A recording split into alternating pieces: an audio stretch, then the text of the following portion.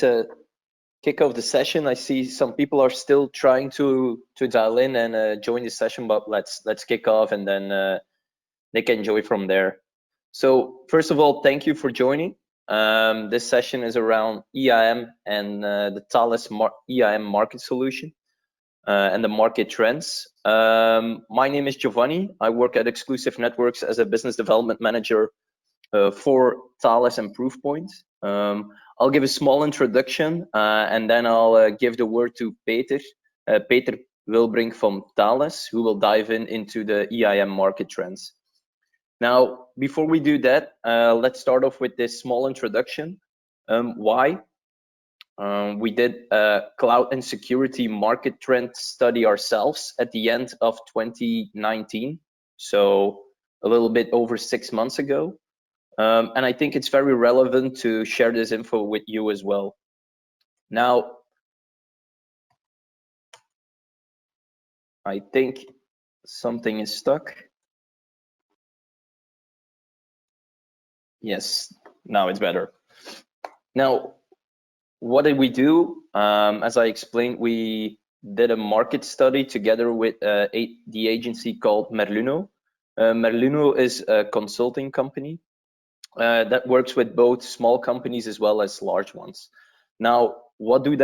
They combine quantitative data with telephone conversations they do with, for example, end users, companies, whatsoever, to gain both qualitative and quantitative data and see which market trends are playing at the moment.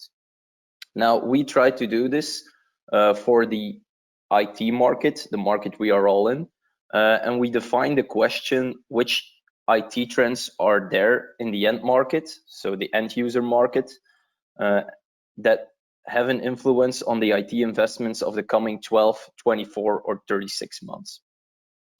Now, if we did this study, we had conversations with the industry sector, services and logistics, health, government, retail, finance, so basically the most important sectors. Now, on top of that, we talked with both smaller companies. You can see, for example, companies with only 5 employees working in the IT department, as well as companies that are really large. I think the largest one was up until 2,000 employees only working in the IT department. So it's both smaller companies as well as large ones. But I think in general, if you have 5 people working in IT in a Belgian company, you're more in the larger part of the SMB market instead of the smaller one. So we had conversations with CIOs, CISOs, IT managers that lasted up until 1 hour, or it could be just 15 minutes. Now, why is this relevant? What came out of this study? We saw that 82% of the companies we spoke to admitted of having a security incident in the past year. This is massive. So this means 82% of the companies we spoke to admitted to having a security incident to someone on the phone they never encountered, they never knew, so a complete stranger, and still they admitted to having a security incident in the past year. If 82% of the people admit this, probably the number is way higher, and we can probably say that all of the companies we spoke to had a security incident in 2019. Now, if this was the case, then what will they invest in the next few years? We asked this question for 2020, so this year, as well as the year 2021 and the year 2022, just to give you an idea of what will the security investments be. Will they invest in security? And if so, in what will they invest in? Now, we saw that security awareness was by far the #1 priority. We see at Exclusive Networks that the security perimeter is fading, and people are now more looking into providing security on both the data as well as the end user itself. How can you do this? Of course, security awareness training will be a #1 priority. if people don't click on the link, the chances something happens is a lot smaller. On top of that, they wanted to invest in network and access control. And what we see on the third place for this year was identity and access management. So this session didn't came from nowhere. We already saw that identity and access management will be a really strong priority for this year. Now, if we look at next year, and that's interesting as well, we see that identity and access management moves even further into the top 3 and moves to place number 2. Security awareness training is still the number 1 priority, but identity and access management even gains momentum and becomes more important next year. On top of that, we see, of course, moving to the clouds is becoming more important, and cloud security is more important as well, of course. Now, if we then look to the last year, so 2022 and beyond, we see that cloud security is now the number 1 priority. Of course, as people move more and more to the cloud, cloud security will become the number 1 priority in the further future as well. But as you can see, identity and access management is still in the top 3. So it is not only a really strong priority for this year, but also for the next few years, this will be a strong element all the companies are now looking at. This is just a small introduction to give you an idea that identity and access management and the stuff Peter will now present and dive into is a really strong priority, not only for you, but as well for all the other companies in Belgium. And then I'll now give the presentation or make Peter the presenter. Peter Wilbrink from Thales, who will dive into the Thales stuff and the IAM market trends specific.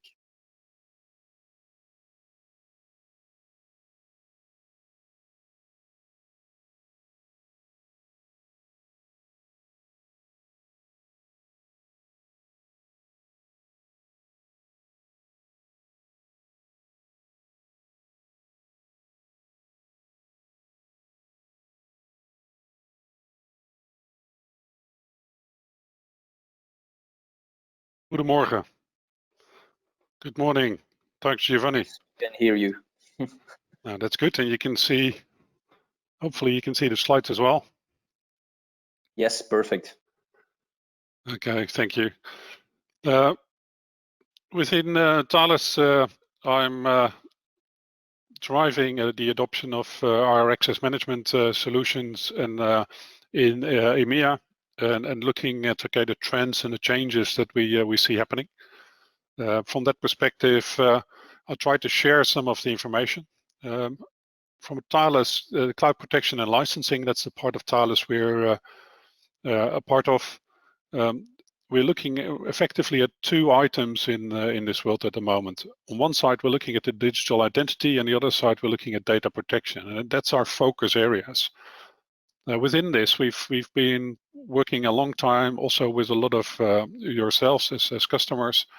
On one side, on the encryption of information and protecting the data itself, both on-premise but also in cloud environments, and the key management and the certificate management around it. So how do you do this, and how do you protect your own data? What we'll be focusing on today is really on the other side, which is looking at, okay, what are we doing on the identity side? What is changing there? What's happening in this particular space?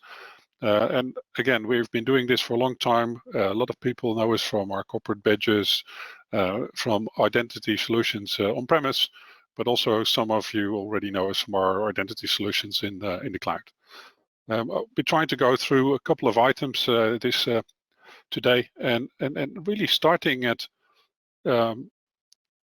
looking at what's happening at the moment and what we're looking at in this space. And we've conducted a survey which is wider. It's about 400 executives globally, so not specifically only on the Belgium-Luxembourg market, but more widely.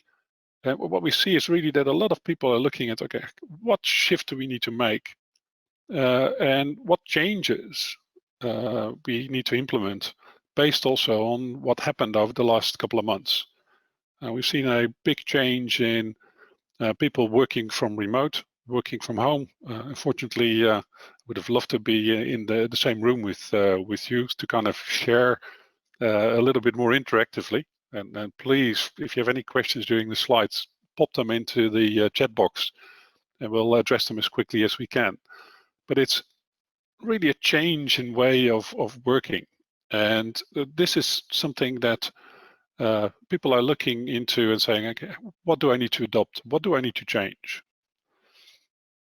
So if you look at this, and what is one of the big changes that we see? On one side, it is if you have remote access to environments, to be able to do that, you need strong authentication. And 96% of the respondents really looked at it and said, like, yes, that's something we need to be able to do this. And particularly to facilitate cloud, facilitate the adoption of cloud environments and cloud applications. And this we've been using, and we're using cloud platform now. A lot of companies have started to use cloud platforms. On the other side, it needs to have a secure access, not only to cloud environments, but also to the current environments. So what are people sharing from their own networks? And how do we combine this? So the trend is going to be, how do I deliver the remote access to my users on one side, either through VPN or VDI, which we've seen a lot of expansion on over the last months. And the other side, which is, okay, we have new ways of working with cloud, and do we really want to manage that through our own network and our own environment, or are we able to deliver this to these services in a secure way, in a secure manner to the employees, and give access to the data and applications directly in cloud environments, but authenticated correctly? So what we see in authentication, and that's really where people are looking into, how do I determine who that person is? And how is that person authenticated on one side, but also how do I give him access to different environments and applications and make it easy for that person? And there's a couple of terms and buzzwords that you see here, which is passwordless, FIDO, zero trust, adaptive. So what does this mean, and how do we see this? And I'll be going through some of these items in the presentation to give you an idea. What do we see developing in this area, and what does it mean, and what do you need to think about within your own organization? Can you adopt it? What time frame do you want to adopt this, and what steps do you want to take in this environment? So if you look at the password authentication, and passwordless is something which is really being a buzzword on one side, but it's also something we've always been looking for as a end user of environments. We wake up using user ID passwords on mobile phones. If I look at my own applications, but also if you look at it in a wider scale. So this model, which is really making it easy for users to have access to resources, is something which has really evolved over time. So what you see here is the zero factor, which means in the past you were looking at, okay, we had a terminal on your desk, it was strictly connected to a system via our own cabled network without any change. And without anybody being able to kind of capture any data that's going over those lines. So from that particular area, you say, okay, that's a zero factor. It's rule-based evaluation. Is the device safe? Is it a device which we have internal? Can we give somebody access without having him or her delivering a single factor, which is a next to password? What other options do I have on the device? Now, the single factor in the devices, and that's something we see has been driven in the market as well, is biometrics. and it's device biometrics. And on mobile phones, we're used to it. We're either with fingerprint or facial recognition, but it's also starting with Windows Hello into the corporate environment. Currently, Windows Hello still supports the device itself only, so any biometrics is stored on the device, not centrally, so it's device dependent. So this is something we see as a limitation for a lot of organizations that say, okay, I want to be able to do it in a multiple environments. How do I support this? So the next step is the multi-factor one, okay? Not only using the legacy password, but also replacing it with a factor. This could be a push OTP, but this also could be if you're using certificates as a corporate badge or a other device that holds a certificate for you as a user, which is very often protected with a PIN to give access to resources, either a desktop or even beyond that. The next step in this is passwordless SSO, a single sign-on. What does that mean? It really means two things. On one side, with policies creating an environment which you can control the risk that you're taking as an organization in allowing users to have access to the environments. On the other side, it allows the user, once he authenticates, for instance, in the morning or when he turns on his device, to keep a session running for that particular user. So any other application he wants to have access to in the background gets checked, but for him or her, it is an open access to that environment. He doesn't need to add any authentication anymore. This is something that people are looking into. How do we do this? What options do we have in this environment? And we'll be looking at some of these options. How do you deliver this? And with this, you're looking at certificates, you're looking at FIDO, and which we'll get into later on. You're looking at different methods of allowing your user to get access to your environment. Biometrics is a part of that, in combination very often with a second factor. So how do you do this? And how do you implement this? And where are you in these steps? And where are your applications in these steps? And how easy is it to make these make this a reality?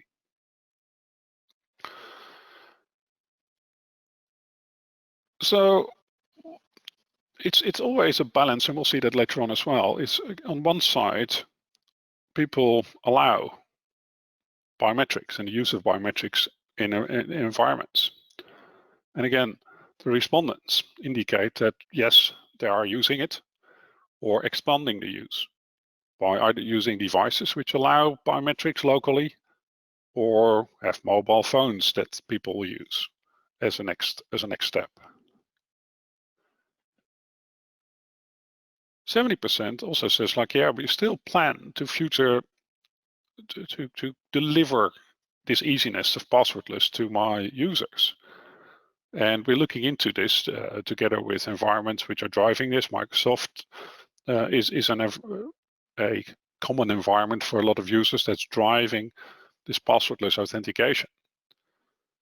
On the other side, the expansion of usernames and passwords is something which is still happening. And a lot of organizations say, okay, how do we get away from that? And yeah, we'll see why that's important as well later on. So why are we going to the cloud? What's this drive? Why do we want to be in this cloud environment? And really, it is, we want to share. We want to share information. We want to share, and we've started sharing since we were young. You really want to share with others. You want to work together. You want to get information as a user or as a customer. You want to provide information, but also you want to do business-to-business information sharing. What is important in this, and that's came up also in my time at Microsoft. People, before they could adopt cloud and they were looking at cloud, they said like, okay, yes, I want to share this information, but I want to make sure that I'm only sharing the information I want to share. And it's not, some of the information I don't want to share, how do I protect this? Because if I don't have a good way of protecting this, then I don't want to put it anywhere where it's available to other users. So where do we find that balance as a user? On the other side, what's happening is governments and regulators are putting all sorts of rules in place for us to adhere to. GDPR is one of them, but also if you're in the financial world, PCI DSS is one where people are saying, okay, what standards do I need to adhere to? In financials, in healthcare, and in government, you have standards you need to stick to, with penalties on the other side, or big penalty if you look at the damage it can do to the organization's reputation. So this is the next step that's happening. And how do I adhere to this? How do I make sure that I can prove to these organizations that I am secure and I'm doing my transactions and my data is in a secure environment and is physically protected and against anybody else getting access to that? So what are, if you look at it from a business perspective, okay, so we want to share information. What are drivers that we see currently with customers? Why would customers want to make steps to cloud? What changes are happening in organizations? Again, our situation we're in currently really made a lot of organizations rethink, okay, how do I give access to my environment? How do I give access to all these users that are out there now that haven't had access? But also, how do I make it easier for myself, but also for my users to use this? So the digital and cloud transformation, and I know it's a main words that are being used a lot for different things, but it really means, how do I move away from things which I control on my premise into an environment where I can expand quicker, or I can adopt some of the standards and standard applications in the field? Technology innovations. How can I provide new services to customers? That's the big driver for a lot of organizations. Again, on the other side, it is, if you look at it, it's security and liability. How do I balance what I can gain in opening up to certain markets, in opening up to outsourcers, in opening up to cloud applications, in opening up my business to do business differently with my customers? How do I find that balance between the business it will bring, the easiness of use it will bring to my customers on one side, and the risks that I'll be running by putting my data and my information out there? And the last one we've touched on before as well, which is still important, is compliance. A lot of us live in organizations which are in regulatory controlled environments and in regulatory controlled industries. Now, if you look at the risk, and it comes back to the first picture, there's two sides to it. One side is, okay, and the biggest impact we see is on the identity side, identity theft, and that's been growing in the course of attacks, in people getting in spoofing of emails, CEO spoofing. These things are happening more and more. And it's really done through identity theft of a particular user. The other part, and that's when the damage is done, once you get in, if that data is at that point completely visible to that attacker, and that's the other side, which is an issue for organizations. Some regulations will want you to encrypt data, some regulations don't put that up there, but it does help you in making, at least at that point, that data unusable for anybody that gets to it. So what are the drivers, and why are we looking at a next generation access management? Why do we see this evolve, and why does we see this change? On one side, we see the cloud adoption, and customers want to go to the cloud adoption. You see the mobility. People want to be mobile. They want to use different devices. They want to make it easy for the user convenience. On the other side, there's a bit of security. And there are different reasons for that. But there's also organizations look at it and say, like, okay, if I go to cloud apps, 63% of them think, okay, it makes me a bigger target because I don't control it. It's not in my environment. It's not behind the firewall. It's not behind what I've built up. From a security perspective, if you look at breaches, the amount of data breaches, and Giovanni said it as well, 85% of the people said, we've had a breach in the last year.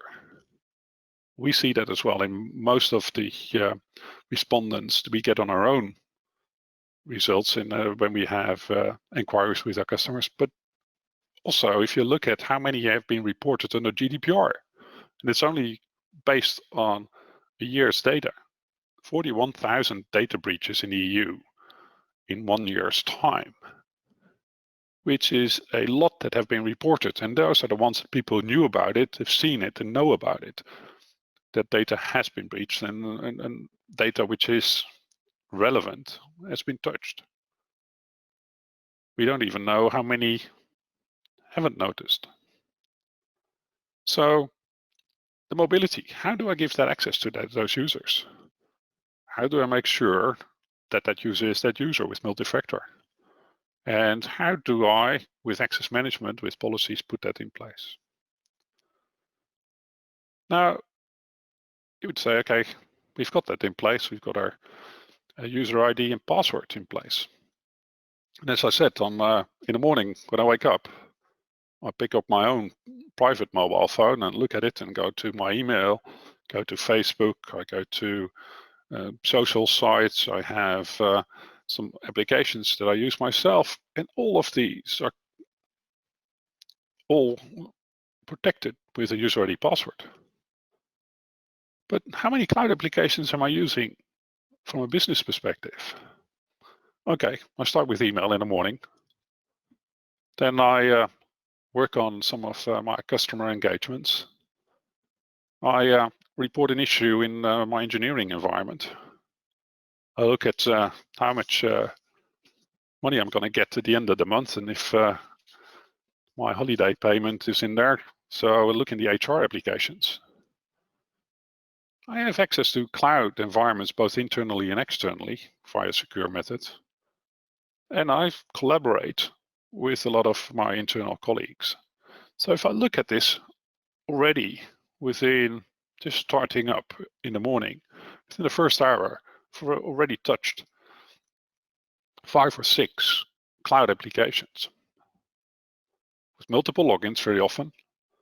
And there's a lot of information in these environments. So if you look at this, HR is an environment which very often is outsourced a lot of the standard processes around payment, around bringing people on board. If you look at Workday, if you look at ADP, if you look at the local companies that do this. So there's a lot of information in there that we want to protect. Salesforce, very often customer information.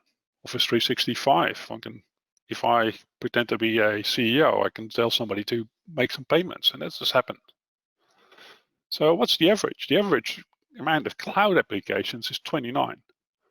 And this has already increased with 2 years ago. The average at that point was 27. And this is more based on European numbers, because if you look at the US numbers are higher. People are using, on average, between 40 and 50 cloud applications on a daily basis within a company's environment. So is cloud something which is moving forward? And is this something that a lot of organizations are looking at? Yes, it is. So if you look at the increase of cloud adoption, but also hybrid cloud, and that's just something we will see more and more. Hybrid cloud strategies and hybrid cloud adoptions. Why is that interesting? Because you can put some of your own applications internally. Some of the applications you don't want to put in the cloud. Some of the applications that maybe make you completely different to other organizations in your business. The other side is, okay, I have my R&D that's working with Amazon. And on the other side, I have a lot of the business applications running in the Microsoft and Azure cloud. So how do I combine this together with what I have on premise? So an approach to this, and we see this on one side, cloud as a change with a risk, but also as an opportunity to use cloud-based security services. And this is a market that's growing, it's growing rapidly. If you look at the numbers, and these are numbers that were aggregated by Gartner, they see a huge investment by companies like ourselves, but also new startups, new technology organizations that are driving solutions in cloud. Now, why is that interesting for you as a customer? Well, these large investments indicate a move away from the legacy environments, which are very much on-premise, that you have to implement and maintain yourself. To be able to do that, you need people. You need skilled people in your organization to support this hybrid environment between yourselves and other cloud applications, but also a hybrid environment in on-premise and cloud applications. And which cloud applications do we want to give to all our people? Because suddenly it's not only a particular group of users anymore. So finding skilled people at this moment in time in industry which have security skills is very difficult. So that's a reason why organizations are looking to get more and more of these environments standardized from service providers in the market. The delivery is then at that point easier as well, because it's continuous improvement of these environments. There's newer versions of the environment coming out automatically without you having to upgrade in your own environment.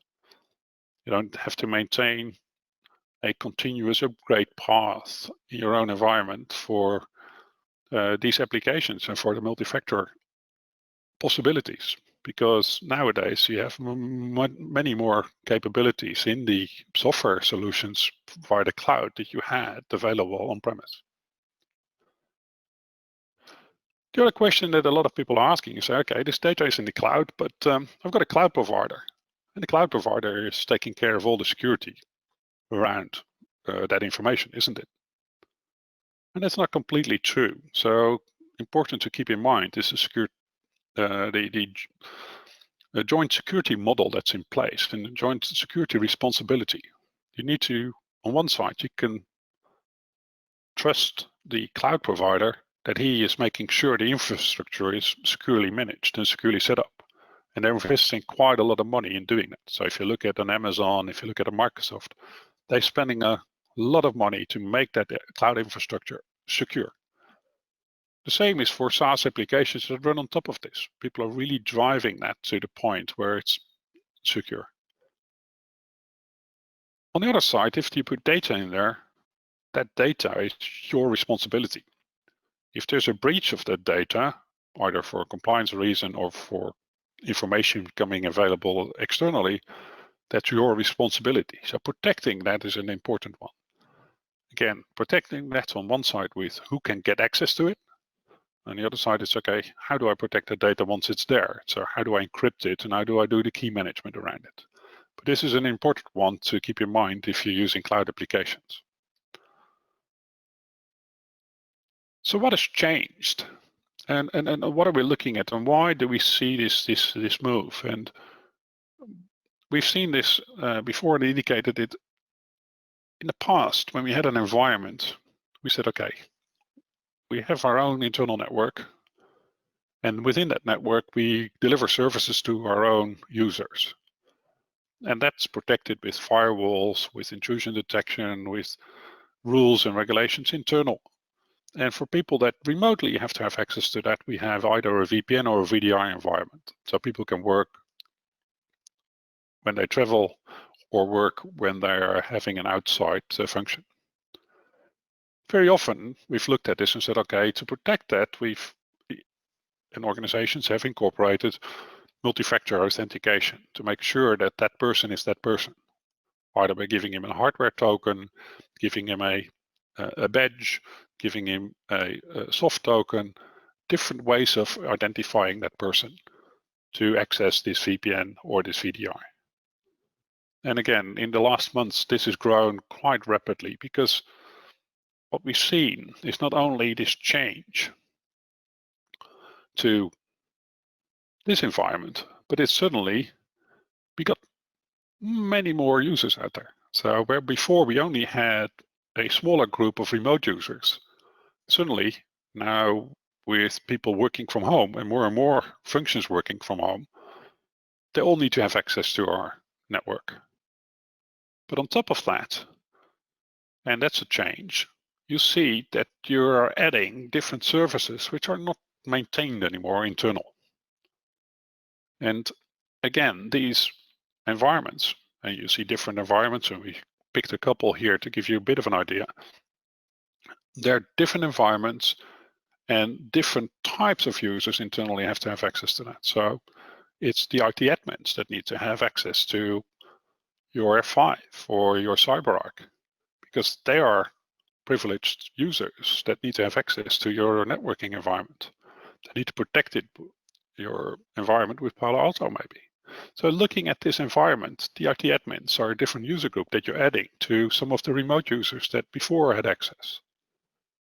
The other one, which is a very important one, which is very often very mobile group of users, is the C-suite. So your executives, they're moving around and they want to have access to these environments. And suddenly you see this now completely changing. So data on either your customers, it can be in Salesforce, on any of your processes can be in Office 365, and access to how you protect your own environment and set it up is something that people can have access to from a remote place now as well. So this is something which is really changing. So the hybrid IT parameter is changing, which brings into the next term that we've seen pop up, which is zero trust. So what does that mean? Which means it's protect everywhere. And that's our definition that we've put here in place, but it's protect everywhere and trust no one, which means that every bit of data, every resource, whenever it's accessed, needs to have a way of controlling who has that access at the point of access. So it's not anymore you log in the morning on your corporate laptop when you're in the office and you have access to everything, because you don't know anymore if that person is in the office. So if you look at our respondents who said, okay, what does that mean, zero trust?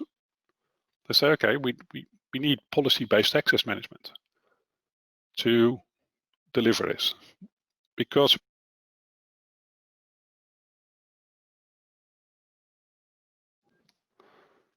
based on where that person is, maybe. What is the risk that we're running? Adaptive contextual and passwordless access management could be ideal, but a lot of people don't understand yet what that means. And the use of smart SSO, that is something that people do see, because we don't want to log in. We don't want to use that password over and over again. So what are these challenges that we see happening? So zero trust brings with it the end of the parameter. You don't have a wall around your resources anymore, around the data that you have. So that's a change, which means that your current identity and access management, which a lot of people, of course, have internally in organizations, you put user groups in place, you put an AD in place, it's more focused on, okay, how do I get into my network? Once I'm in my network, how do I get into the applications? What are the user groups?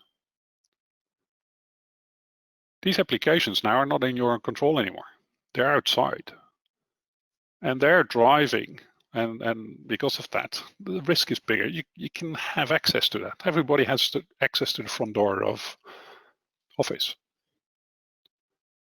Office 365, the access is the same for everybody. So if I knock on that front door, I can start gambling who that user is. So that's a big issue.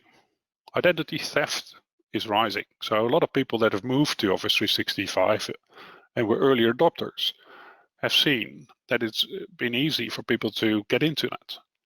And one of the things that Microsoft is now and have been saying over the last year is make sure you protect your access to Office 365, at least by multi-factor access, but preferably by access management. So it is important. On the other side, as we said, you get more and more regulations. Either if you're in a healthcare environment, if you're in government environment, if you're finance environment. So there is a big drive on the regulators to make sure, okay, how do I audit this? Can I prove who had access to that application? Who had access to that data? How do I do this? So what's the biggest risk of using cloud applications? And I've indicated a couple of times. But the biggest risk is, and I look at it, is in the morning. And for me, I wake up and I have to put in my password. And I have to put in my password at least 10, 15 times a day for different applications, different environments. So what do I do as a user? And I love my dog. So what do? I use my dog's name. And I put whatever character comes up in mind, a special character or a number that I've been asked to put in the password behind it. So it is easy to breach because this is social engineering. You can get into this very easily. So a lot of organizations say, okay, now I have all these cloud applications and all my users, whenever they use a password, they use that password for their private applications. And a lot of the private applications has been hacked over the last years because people have been using this for hotel chains, for internet providers, for email providers. And a lot of these have had breaches and a lot of lists of user IDs passwords are available on the internet. Now I am asking the user to use the same method for my own applications. So this is a big risk. How do you enable then that step away from those passwords? What is that driver? How do I control this? And what do I normally put in place to do this? There's two sides to this. So if you look at identity and access management, within the identity lifecycle, you have identity governance on one side, which is I get a new user, which is the provisioning. I put them in a directory and I make him part of particular user groups. So he has access, he's authorized to have access to certain applications. If he's in the finance department, he'll get the finance applications. If he's in the sales department, he'll get the sales applications. In R&D, an R&D application. So this is something I define within identity governance and administration. And very often these are automated. Somebody comes into the company, someone says like he's in that department, based on that, you get a rule and he gets the authorization. Access management is adding something to that.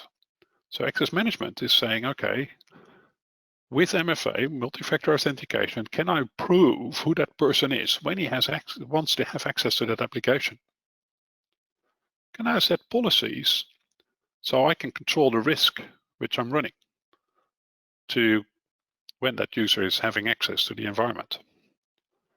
Can I make it easy for the user to use the system with single sign-on, which means that he logs in once and he doesn't have to worry anymore, and he has access to all the applications at the right level?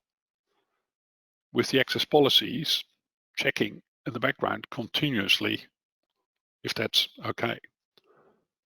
Once that user leaves the organization, I want to do the deprovisioning, or when he moves to a different role, I want to make sure that that user, and that's again done in the identity and governance and administration part. So that's done in the directory that you're using for those users. That is where that user is going to be removed. And then he's removed from the whole chain automatically. So again, what's access management? You try to assess risks. You try to assess which applications do I have? Which applications do I want to give access to? Which user groups? And what would be the authentication method I want that user to use? Is a user ID password enough? Because it is only a directory. Or is it a application where I can transfer money? maybe at that point I want him to use a different method of authentication. Do I look at, okay, what kind of user is it? Is it a normal user, which doesn't have access to a lot of the sensitive information, or doesn't have the authority to kind of make big transfers? On the other side, it could be somebody that does have that. What's the login context? So where is that user? So is he using his corporate laptop and is he in the office, in my own network, which is controlled, and my device is controlled, or is it somewhere else? Container risk. So what's important at that point is I need to be able to monitor and detect whenever that user is moving away. So we're seeing much more information flowing. Reporting needs to be there. It needs to report on breaches. It needs to report that immediately. It needs to be able to kind of use external systems or central systems that you as a customer are using. So if you have a SIEM system installed, you want to be able to make sure that the access management part is taking care that its information that's providing when something goes wrong goes into that SIEM system. But it also allows you to kind of set policies to kind of make sure, okay, that person I want to give access, but I want to make sure that he is that person because I know he's traveling. So it can be that he's in the US instead of in Europe. So it could be that he's logging in and that is that particular user. So I do want to give him access, but I want to make sure that that person is that person. So do I want to do a step up of his authentication? Again, once he done that step up, I can with single sign-on allow him to give access to different applications or not, based on the rules that you put in place. So that's important. So authentication is an important part of access management. So what we see is there that we see, and we're looking at adaptive authentication, which means that if you're on your own network, maybe that person wants to give him access based on his user ID or his normal authentication method, and maybe you want to put an extra OTP in place. On the other side, if he's in a different location, he's outside of the country, or is using a non-corporate device, do I want him to have the same access? Is he using an OS which can be breached very quickly and easily, or that we know has vulnerabilities? Maybe I want an OS level which is high enough. So if he wants to have access to his mail on his mobile phone, maybe I want to make sure that it's a certain level of iOS or a certain level of Android that he's using. Certain applications, I want to put a PIN in place. So I want to make sure that whenever that user is accessing it, has a token that he uses a PIN to do this. And this can be changed based on where that person is, what he's doing, and which role he has. So it's becoming important parts of the environment. And this is something which needs to be checked continuously, because if somebody is on one place, on one point, and suddenly within 5 minutes comes from a different place, then how do I look at this? And is this something I want to control? If he wants a moment, he logs in Belgium, and the next moment he logs in Russia, is that the same person? Probably not. But how can you control this? So there are ways of doing this, and there are systems that you can put in place that allow you to do this. So if you look at our solution that we put in place with SafeNet Trusted Access, which is a cloud service, which is based on technology that we also provide in a lot of cases on premise, and people know us from, which is the authentication part. How do I do this? What is that person? Can I put the MFA? Can I put him in place? How can I make sure that he has the right types of authentication? Because it's important for that person, if that person holds a mobile phone, that he can use it for authentication. But if he doesn't have a mobile phone, maybe I do need to give him a token, which is a different type of token or a different way of authenticating himself than the one he has. Again, which devices do we support? Is it a corporate device? Is it an unknown device? Is it a device level? The context that you see. So is that the user in our office? Is he somewhere else? Is he just moved over to the coffee shop around the corner? How do I want to work with session management? Which applications do I allow, which I don't? Maybe in certain countries, I don't want to give access at all. So the risk assessment is an important part, and that's based on, okay, can I control and can I audit what's happening? And based on that, by monitoring it, can I change my policies and orchestrate the access to the different environments that I have? VDI, what's the risk of VDI? What's the risk of internal IT applications? What's the risk of cloud applications? Some cloud applications might just be inquiries and that we give easy access to. Some might be more sensitive and contain sensitive information. So it's a constant act of balancing security and convenience. And we see that a lot of pressure is being put in place with organizations that say, okay, how do I provide this? How do I make it easy for my user? Where my organizations say, I want to control the risk of these applications and access, but also want to be able to enable my business to quickly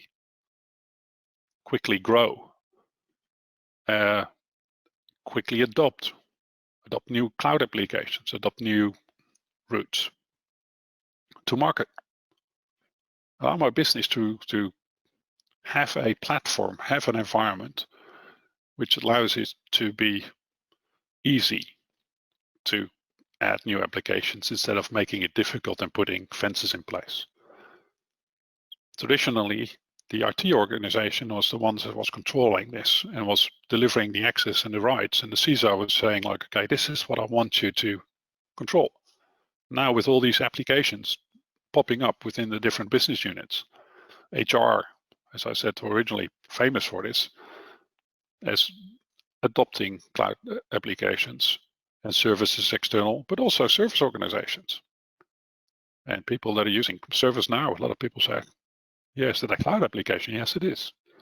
So how do you provide access to these environments? So it is something which, how do I enable this on one side and how easy is it for users to do that?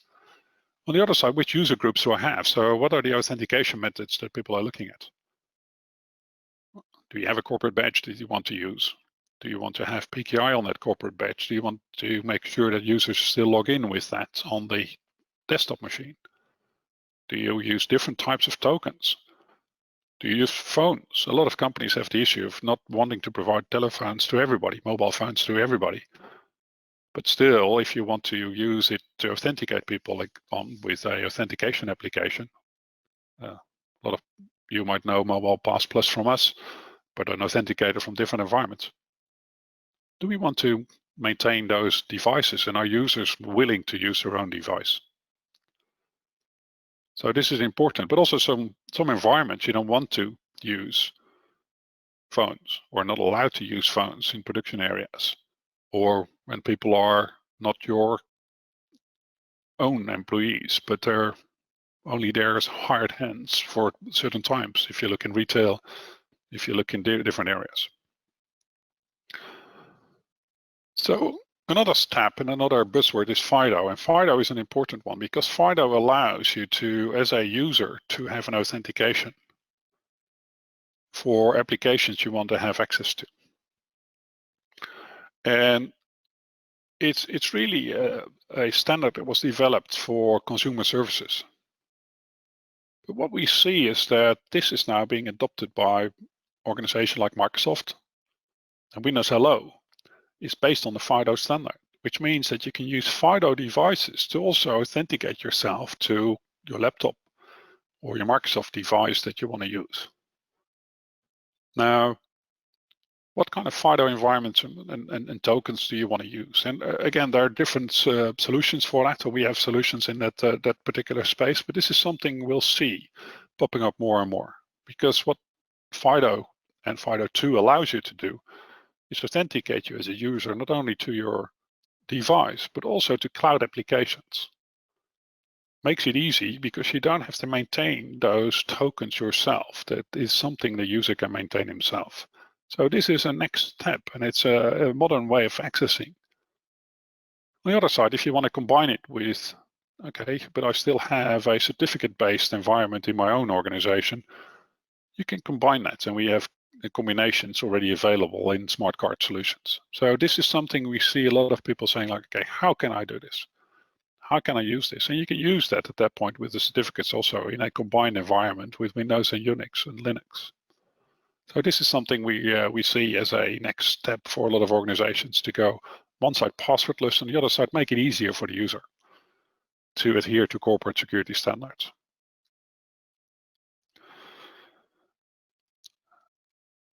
Again, what is and stays very important in this is monitoring. You need to continuously be able to monitor the environment, both for yourself to be able to see when there is a breach, who is accessing applications. Maybe some applications aren't accessed as much as you thought. You could even do some license management on that. But also, if you want to conform to internal audits or external audits, and we've seen that a lot of organizations have difficulty even complying to their own audits, it is important to integrate and make it easy to put in one place all the access management, for instance. So driving an environment where auditability is a capability that the access management solution has is very important, and it can be integrated. It's even more important. You don't have to go to different environments. So what do we see as a next step in the access management? Outside of these new innovations, which you should be able to see over the next years really coming into to play. So if you look at FIDO is there now. We're implementing it into our own strategy and our own SafeNet Trusted Access service as we speak, and that should become available in the second half of this year. We see the adoption. Microsoft just released it. So you see that a lot of organizations look at it. How can I make it passwordless for my user? Use that authentication biometrics on one side. And the next step, put an additional authentication like a smart card as a multi-factor, and still allow that user at that point to have access to all the applications and control the risk.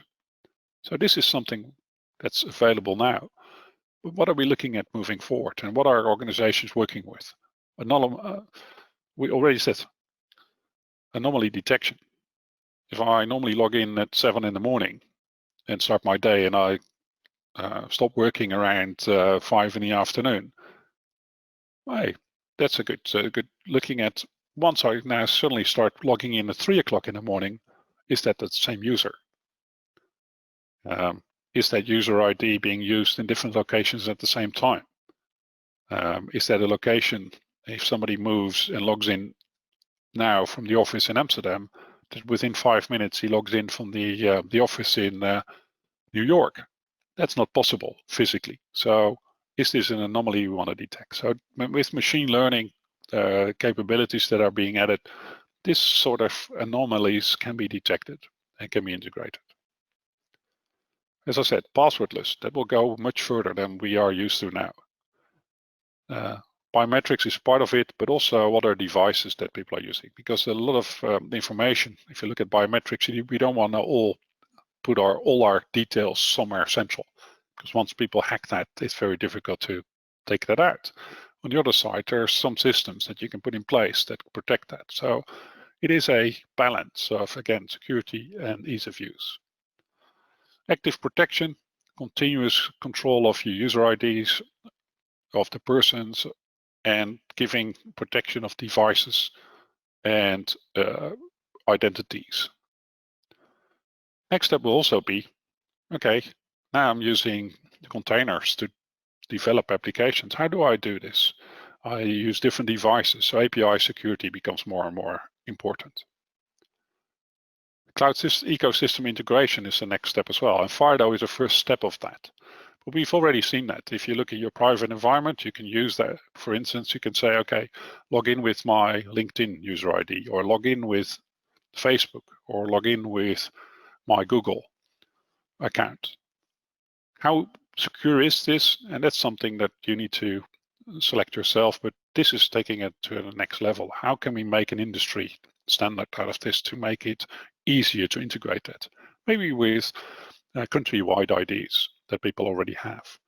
So this is these are next steps that people are looking into, and next steps that are people moving as organizations. So what are some key takeaways I would look at on the digital identity and data protection side, but specifically around identity? What we've seen, people are adopting cloud, multi-cloud and hybrid cloud, and a strategy around it. What's your strategy? And can you look at how am I looking at access management in this particular case? How am I looking and giving my users access to that? Security is one of the inhibitors for adopting a lot of these environments, which can be easier for users to use, certainly if they can use it directly instead of going through your network. And the cost of managing it and operating it, it's much easier. So running your own mail environment is a big hassle. If you use Office 365 in the cloud, it's much easier. But how secure is it? What security rules do I need to put in place to do that? And people are looking at this and how do I implement this? Access management is an important part of this. What you have to look at as well is, as an organization, if I use multiple environments, approaches are really dependent. If I use internal, if I use a service provider, or if I'm using public cloud. So how can I make and create a model which I can control, and I'm in control of that environment moving forward? So it's flexible for me, and I don't have to change if I move from Amazon to Azure, or from Azure to a Google platform. So how easy is this for me to implement, and how independent as an organization am I going to be? Am I going to be independent for my identities and access management from these large service providers, the public service providers? Microsoft says, so we can do everything for you. Is that what you want? Do you want to be dependent on that side? Yes or no? That's a big question moving forward. Again, it's the security of your data is your responsibility. So access to it and data protection of it. So make sure that you have the right controls in place. Cloud is really delivering a lot of capabilities, but you want to make sure that you can audit it and you're able to move around to different applications and providers when your organization needs to, or when the opportunity arises that an environment is better suited for a particular application or a particular business unit within your organization. So these are steps you can look at for next steps in your assessment around access management, and where is that driving? Where is your identity and access management driving it? And we see it as a new parameter, the identity. Within that zero trust environment, you might want to make sure that you know who that person or asset is that is accessing that particular important bit of information that you've stored, being it on-premise, in a cloud, via VDI, VPN, or directly via a cloud application that you don't control anymore. You need to access that application, you need to access that resource. You control that. You control that access, and you make sure that you know who that person is that is accessing this. That's really the next step in the identity world. So thank you very much, and I'm open for any questions you have now. And we still have a couple of minutes. Or otherwise, if questions pop up, the presentation will be available for you afterwards to reach out to either of us to deliver any information that you need to. So thanks very much for attending and spending your time with us. And let's see if there are any questions. And I want to give it back to Giovanni.